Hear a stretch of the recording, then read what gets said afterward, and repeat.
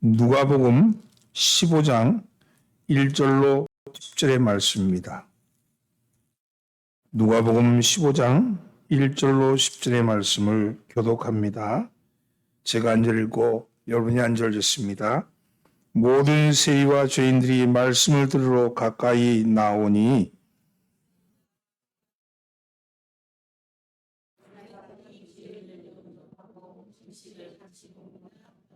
예수께서 그들에게 비유로 이르시되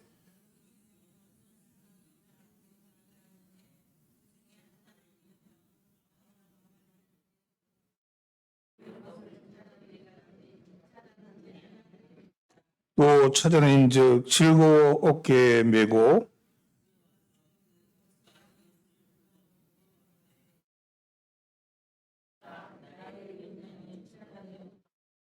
내가 너에게 이르노니 이와 같이 죄인 한 사람이 회개하면 하늘에서는 회개할 것이 없는 의인 99으로 말미암아 기뻐하는 것보다 더하리라.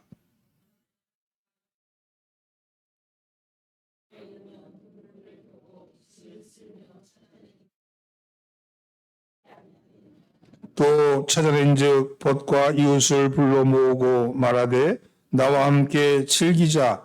이른 드라크마를 찾아내었노라 하리라.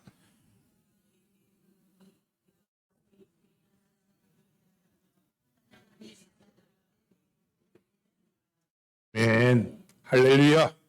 오늘도 예배에 참여하신 여러분들을 환영합니다. 옆에 있는 사람 인사하시죠. 잘 나오셨습니다. 앞뒤로 인사하면서 은혜 받읍시다. 오늘은 하나님의 관심이라는 말씀을 가지고 은혜를 나눠보고자 합니다. 아주 젊고 아름다운 아가씨가 옷감 가게를 찾아왔습니다. 그리고 결혼 예복의 옷감을 고르기 시작합니다. 근데 이렇게 얘기하는 거예요. 걸을 때마다 싹싹 나는 그런 옷감이 있으면 주세요. 걸을 때마다 싹싹 소리가 나는 옷감을 찾습니다. 이렇게 얘기합니다. 그러니까 어떤 색깔로 드릴까요? 이렇게 물으니까 색깔은 아무 색깔이든지 상관없어요. 사각사각 소리만 잘 나면 돼요. 이렇게 얘기를 했대요. 그리고 정말 사각사각 소리가 나는 옷감을 골라서 한복을 맞춰달라고 하고는 가게를 나갔습니다. 장갑을 놓고 간 걸 발견한 점원이 그 아가씨를 뒤따라가면서 돌려주면서 물었습니다. 아니, 왜 사각사각하는 그런 옷감을 고르셨어요? 아니, 색깔은 상관없고 왜 사각사각하는 그런 옷감을 고르셨어요? 이렇게 물었대요. 그랬더니 그 여자가 말하기를 제 남편 되실 분이, 신랑 되실 분이 앞을 보지 못한답니다. 그래서 저의 옷감 소리를 듣고 그래서 내가 옆에 있다는 것이 도움이 되기를 위해서 그렇게 한다고 그렇게 얘기를 했답니다. 그렇습니다. 이 신부의 관심은 옷의 색깔이 아니라 남편 될 사람에게 배려하는 게 있었죠. 남편에게 자기가 옆에 있다는 것을 가르치기 위해서 싹싹 소리 나는 옷감을 고르는 겁니다. 사람은요, 누구나 관심이 가는 곳에 마음이 가고 손이 가는 법입니다. 그래서 자신이 관심을 두는 일이 자신의 삶에 도움이 되고 다른 사람에게 힘이 되며 세상을 행해서는 능력을 나타내고 삶의 결실이 나타나기를 바라는 거죠. 믿음 생활도 마찬가지입니다. 무엇에 관심을 두느냐에 따라서 그 믿음이 표현됩니다. 무엇에 가치를 두느냐에 따라서 믿음이 행동으로 나타나는 것이죠. 그런데 참다운 믿음이라는 거는요, 하나님이 관심 두는 일에 나도 관심을 두는 거예요. 하나님이 관심 두는 일에 나도 관심을 두는 것이 참다운 믿음의 모습입니다. 하나님이 기뻐하시는 일, 하나님이 보시기에 좋았더라 하시는 그 일에 관심을 두는 것, 그것이 바른 신앙인의 모습이겠죠. 아내는 남편이 관심 두는 일에 관심을 두고, 부모는 자식이 관심 두는 일에 관심을 두고, 또 자식 또한 부모의 관심 두는 곳에 마음을 두는 것, 그것은 그렇게 할 때 그 사랑이 넘치는 화목한 가정이 되는 것 아니겠습니까? 그렇다면 우리 주님이 관심 두는 일은 무엇일까? 우리 주님의 관심, 오늘은 그 말씀을 가지고 함께 은혜를 나누고자 합니다. 우선 하나님의 관심은요, 말씀을 들으려고 나오는 사람에게 관심이 있습니다. 그래서 말씀을 들으려는 사람에게 관심이 있습니다. 1절과 2절 말씀을 함께 봉독합니다. 모든 세리와 죄인들이 말씀을 들으러 가까이 나오니 바리새인과 서기관들이 수군거려 이르되 이 사람이 죄인을 영접하고 음식을 같이 먹는다 하더라. 예수님은 말씀을 들으려고 나오는 모든 사람을 다 받아주시는 분입니다. 그가 누구든지 상관이 없습니다. 세리도 죄인도 주님 앞에 나와 말씀을 들으려고 나오자 그들을 영접하고 그들과 함께 식사를 나눴다 그랬어요. 왜 그렇습니까? 말씀을 듣는다는 것은요, 소망이 있다는 거예요. 소망이 있다는 겁니다. 하나님과 영적 교제를 나누고자 하는 그런 관심이 있다는 겁니다. 그러기에 주님은 그것을 귀하게 여기는 거죠. 누가복음 10장에 보면 예수님께서 마르다의 집에 갔을 때 보십시오. 예수님이 말씀을 강론하실 때 동생 마리아는 말씀을 듣고 있었어요. 언니 마르다는 부엌에서 식사 준비를 한 일에 정신이 없었습니다. 손길이 딸려서 동생을 찾아보니까 예수님의 발 앞에 앉아서 말씀만 듣고 있는 거예요. 마르다가 은근히 화가 났습니다. 결국 주님 앞에 나와서 마리아를 야단쳐 달라고 그렇게 이야기합니다. 주님, 제 동생이 저에게만 일을 또 맡기고 있는데 이것을 보시고도 가만히 두십니까? 마르다들어 저를 좀 거들어 주라고 그렇게 이르십시오. 이렇게 얘기를 하죠. 이때 예수님은 전혀 예상치 못한 말씀을 하십니다. 마르다야, 마르다야, 너는 많은 일에 다 마음을 쓰며 걱정하지만 실상 필요한 것은 한 가지다. 마르다는 참 좋은 몫을 택하였다. 그것을 빼앗아서는 안 된다. 이렇게 얘기합니다. 너는 관심거리가 여러 가지가 많이 있는데 결국 할 수 있는 것은 한 가지만 하는 거 아니냐. 그런데 마르다는 여러 가지 일 중에서 한 가지를 택하였는데 그것이 가장 좋은 것을 택하였구나. 이렇게 얘기하는 거예요. 그러다 해서 마르다 너는 음식하는 거 잘못했겠다. 그 얘기가 아니거든요. 마리아가 좋은 일을 택하였다. 그러니 그것을 그냥 두어라. 너도 네가 택한 일, 네가 여러 가지 관심 있는 중에 하나를 택해서 하듯이 이 마리아도 여러 일 중에 결국 하나만 할 수 있는 거 아니겠느냐. 이렇게 얘기하는 거예요. 예수님은 마리아가 택한 것이 현명한 일이었다고 그 가치를 인정해주고 있는 겁니다. 우리는 봉사하고 일하고 대접한 일이 귀하게 여기나 물론 그것도 중요하죠. 그러나 더 중요한 것은 주님께 관심을 두라고 말씀합니다. 교회에서 정작 행사를 하다 보면 그 행사의 목적에 관심을 두기보다는 접대하는 일에 너무 관심을 둬서 행사의 목적은 사라지고 그저 허드렛 일만 그냥 계속하는 그런 모습을 봅니다. 최근에 감리교회에서 합의 각성 120주년 기념대회 준비에 전 연회가 한국 감리교회 전체가 준비에 여념이 없습니다. 지금 하디 120주년이거든요. 하디 선교사가 각성한 그때 그것을 통해서 그 한국에 성령 운동이 일어났다고 보고 그 성령 운동이 일어나는 것을 기념해서 120주년 하는 거예요. 이거는 그래서 이 일에 감리교회 전체가 힘을 씁니다. 그래서 막대한 동원, 수많은 인원이 동원되고 막대한 예산이 투입되고 여론을 동원하기 위해서 기자회견을 한다고 야단법석입니다. 그러나 이것이 과연 하디의 각성과 무슨 상관이 있고 우리와 또한 무슨 상관이 있습니까? 그냥 행사죠, 행사. 장이 자신의 치부를 드러내고 회개했다는 말을 들어보지 못했고 감독이 자신이 감독이 되기 위해서 얼마나 많은 하나님의 공금인 헌금을 사용했는지 그것에 대해서 자백했다는 소리를 듣지 못했는데 무슨 성령의 감동이 일어나며 무슨 통에 자복하는 소리가 들리겠습니까? 지도자가 먼저 이 하디 각성이 중요한 건 회개잖아요. 그러면 지도자들이 먼저 회개하고 우리의 죄를 통회하고 각성할 때 성령의 역사가 일어나지 무슨 기자회견을 한다, 집회를 한다, 혹은 또 전도대회를 한다. 그런다 그래서 성령의 감동이 일어나겠습니까? 감독이 먼저 보라색 가운을 찢고 목에 걸고 있는 금목걸이, 황금 목걸이를 끊고 자신의 죄를 통해 자백하지 않는 한 죽은 하디가 부활하겠습니까? 장구 치고 북을 쳐도 한 평신도를 춤추게 하는 일은 하나님을 망령되게 여기는 일이죠. 그러면 그럴수록 감독에는 침체의 수렁에 더 깊이 빠져들 겁니다. 주님은 이가 주님의 음성을 듣기를 더 좋아하신다. 이렇게 말씀합니다. 여러분 이런 말씀은요. 정말로 한국교회가 통회하고 자복해야 돼요. 감리교가 먼저. 이게 뭐냐? 하나님의 관심이 어디 있는지를 잃어버린 거예요. 사랑하는 성도 여러분, 예배를 드리러 오는 목적은 하나님의 말씀을 듣기 위해서 오는 겁니다. 오늘 주님이 내게 무슨 말씀을 하실까? 내게 어떤 말씀을 주실까? 그 말씀을 듣기 위해서 오는 겁니다. 어떤 분은 교회 오기는 왔는데 말씀 듣는 시간에 집중하지 못합니다.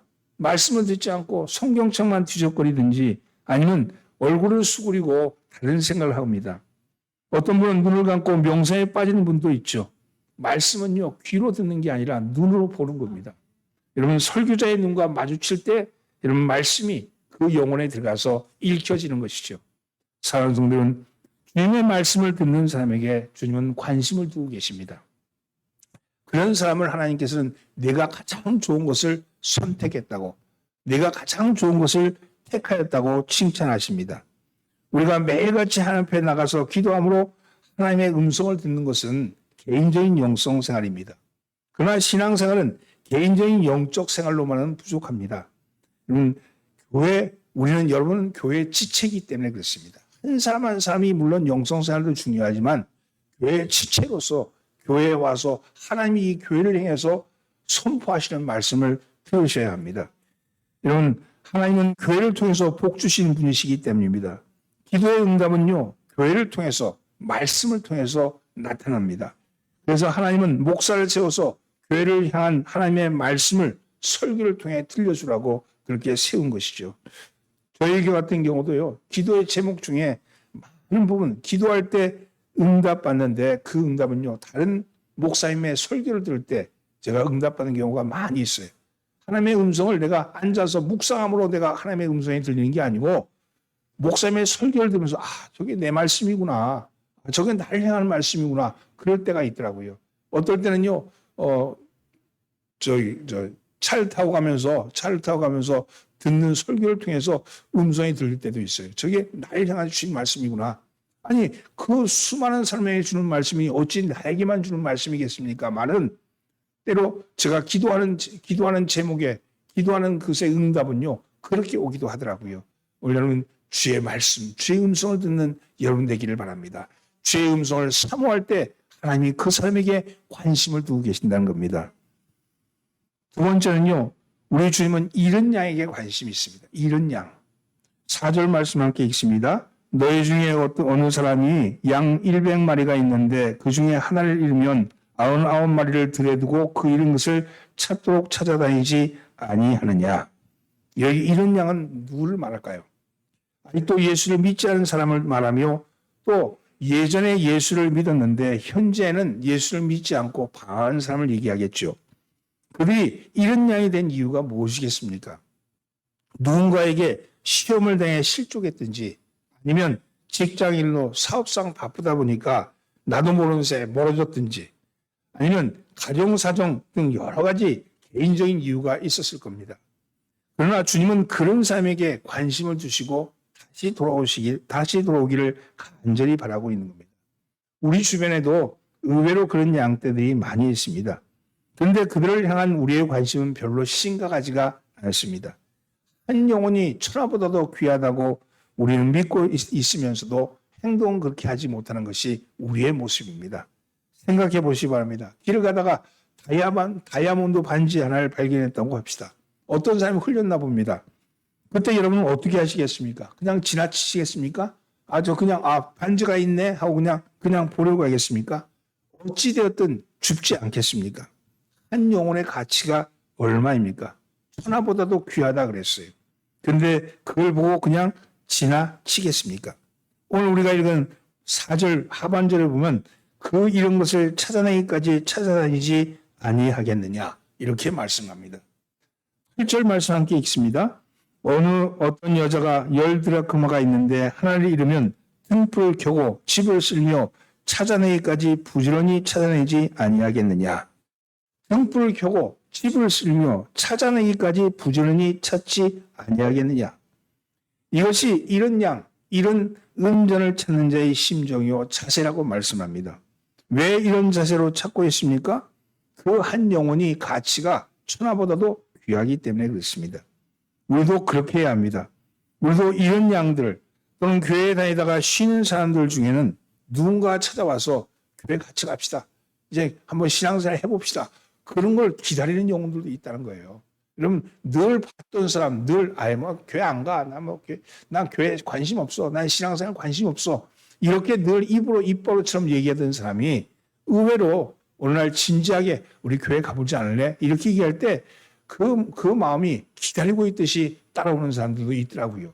왜냐하면요 주님이 언제 만지는지 모르기 때문에 그렇습니다. 사랑하는 성도는 때가 되면 돌아오겠지. 제가 잘 못 믿어서 그렇지 내가 알 바가 아니야. 이렇게 생각하지 말고 여러분 주님께서 찾으시는 그 관심 두시는 곳에 여러분 관심을 두시고 오늘 내가 말 한마디 던져서 한 영혼을 구할 수 있다면 얼마나 큰 영광이겠습니까?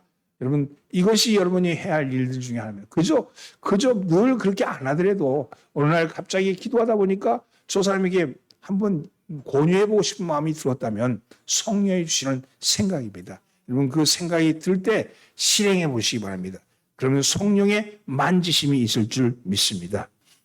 그리고 아직도 예수를 믿지 않는 사람 중에도 이런 양이 많이 있습니다.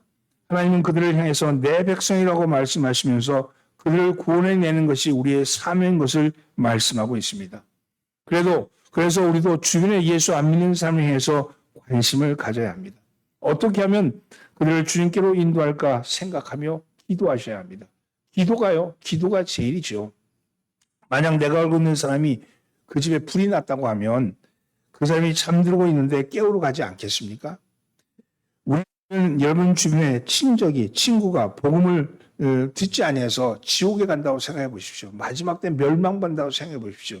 여러분 그게 절실하지 않으니까 안 가는 거든지 아니면 저건 지옥 가서 싸 이렇게 생각하니까 그냥 냅두는 거든지 둘 중에 하나겠죠. 여러분 절실한 마음을 가지고 저 사람에 대해서 영혼을 구원해야겠다 하는 생각을 가져보십시오. 전하는 것은 내 몫이고요. 그가 감동하는 것은 그의 몫이죠. 근데 그를 감동케 하시는 일은 하나님의 몫입니다. 이런 믿게 하는 것은 하나님의 몫입니다. 따라서 전하는 것은 내 몫이고 믿게 하는 것은 하나님의 몫이다.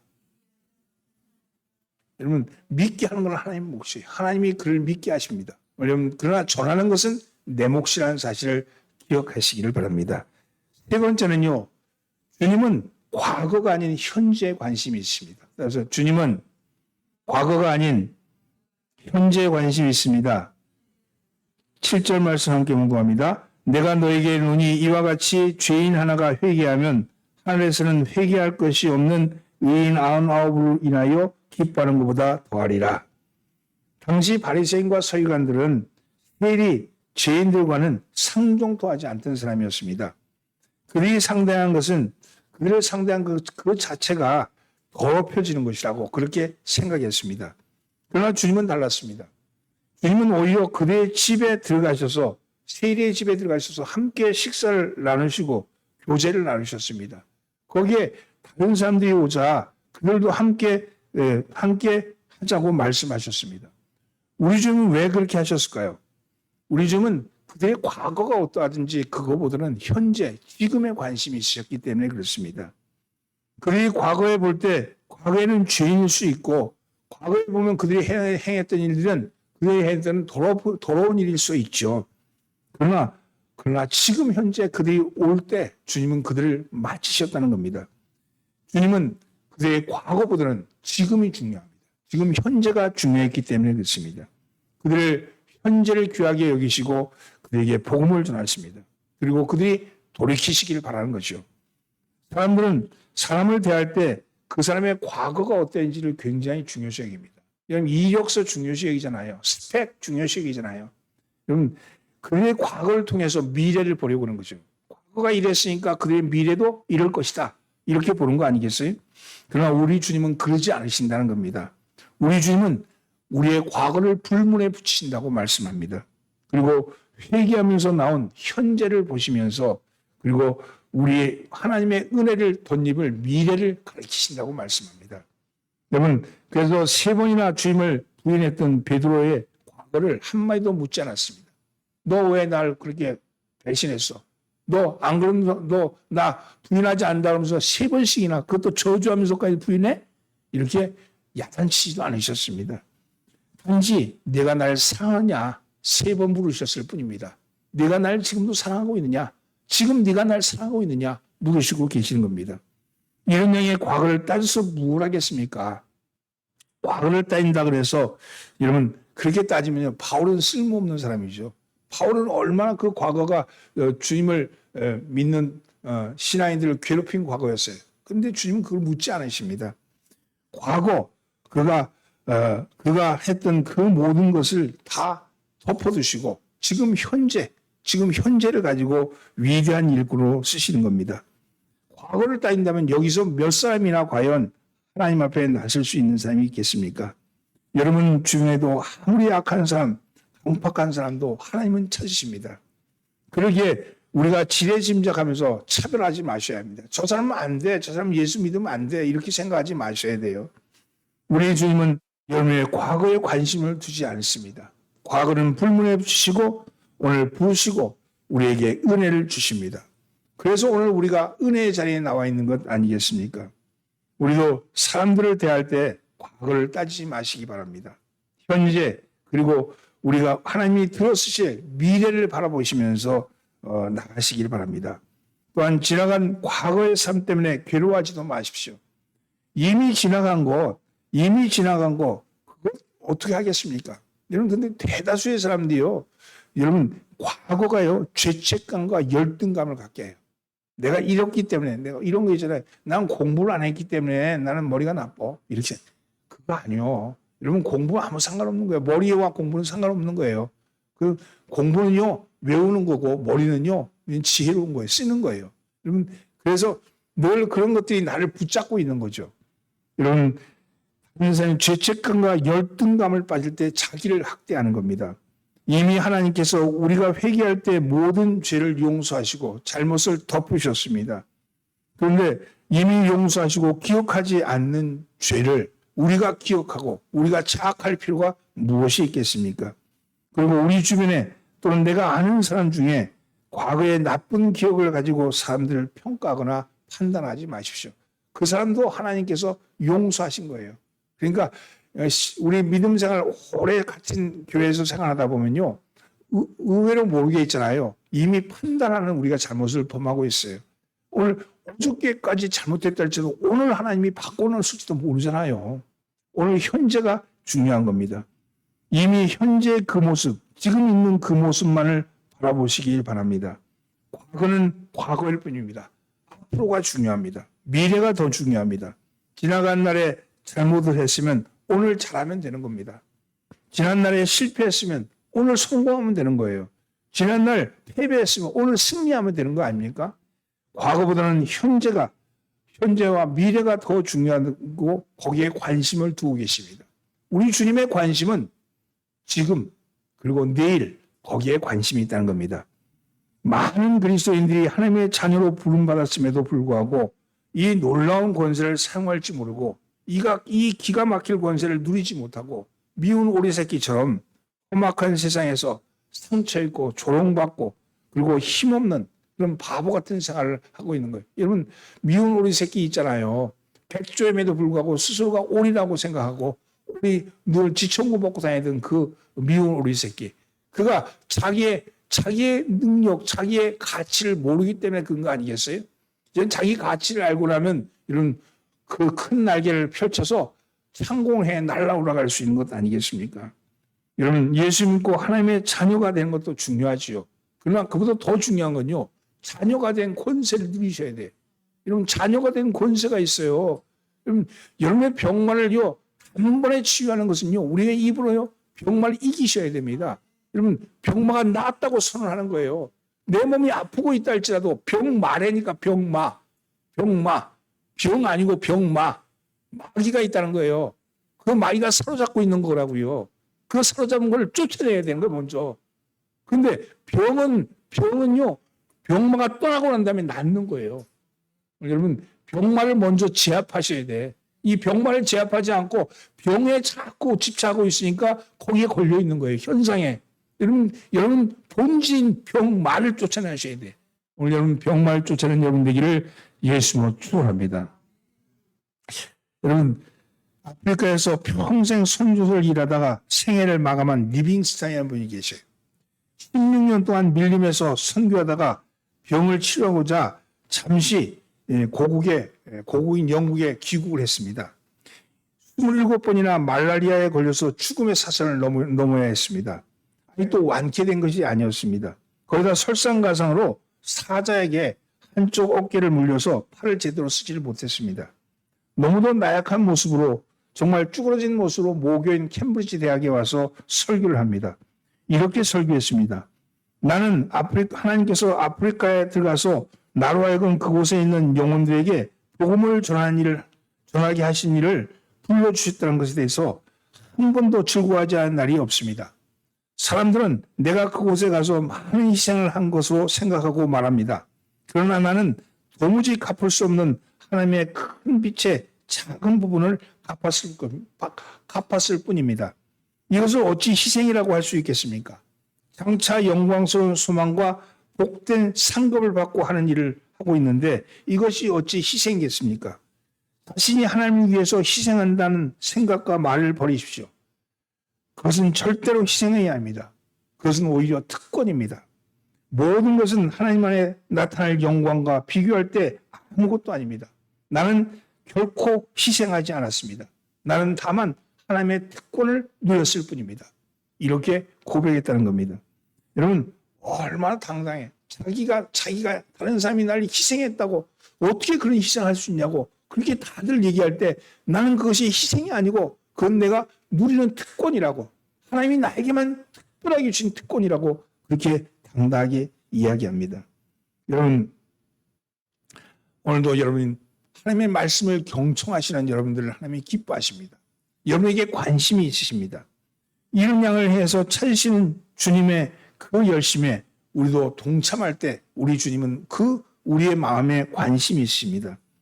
우리의 과거보다 현재를 더 귀중하게 생각하고 관심을 가지고 계신 분은요, 오늘 우리 주님이십니다.